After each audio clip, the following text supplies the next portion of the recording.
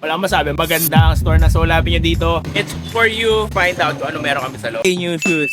Today, tuturuan ko kayo kung paano pumunta sa Soul Avenue, Angeles, Pampanga. Kasi marami pala tayong mga clients na pupunta dito galing sa iba't ibang mga probinsya. So ngayon, tulungan ko kayo kung paano pumunta sa store natin. So first, I'm here at Nepo Center. At ang isang way to check is if andito na kayo within the location, may McDonald's na kayo nakikita. And fun fact pala guys, no? So, across all over the quad is naglagay si JD and Glue, which is I'm really thankful ng mga cones, which is here.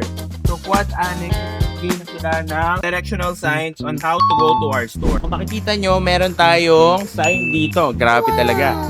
To Soul Avenue. So, there are two ways to go, no? So, first, pwede kayong mag-shortcut papunta dito. Papakita ko na rin sa inyo yung shortcut bago tayo dun sa long cut, no? Okay?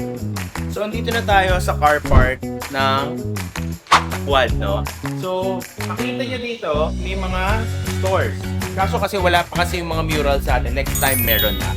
So, pag tumingin kayo dito, car park yan, yung pinaka-multi slab dyan, na dikit-dikit is Soul Avenue. So, nakita nyo ba yung cones? Yun yung sign na andun si Soul Avenue. So, makita nyo. So, meron tayong konting location guide. So, ngayon, andito pa rin tayo sa Quad. Andito sa Starbucks.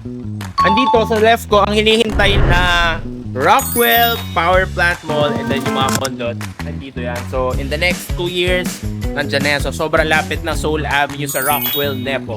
So, and then, let's go here. So, one way lang yan, guys. Finally, dito sa corner, nagbukas na si Tom & Tom's na coffee. So, dito na rin ako magko-coffee from now on.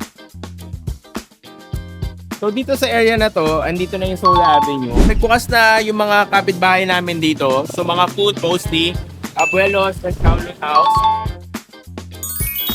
Actually itong Armando's Pizza na to, isa sa mga pinakauna na pizza parlor sa Pampanga. And then may yogurt tree na rin. So after yung magmerienda, kumain at mag-coffee, andito na tayo sa Soul Avenue. Of course, makikita nyo yung store natin. Wala akong masabi, maganda ang store na Soul Avenue dito. So, we will be telling you how to park dito sa Soul Avenue. So, let's go. So, after nyo makita yung store namin, tignan nyo lang yung signage ng parking. And then, pwede na kayo mag-left kung saan nagle-left yung mga sasakyan. So, magle-left kayo and then may parking. I think this is around 3 floors of parking space. So, panigurado may parking kayo. Suggest guys na mag-park na kayo sa loob para hindi na kayo magmadali at mag-enjoy kayo while you're at Soul Avenue. Sana natutunan nyo kung paano sa Soul Avenue. Comment kayo kung malaking tulong to, ha? Alright, so thank you for watching guys. Till next time.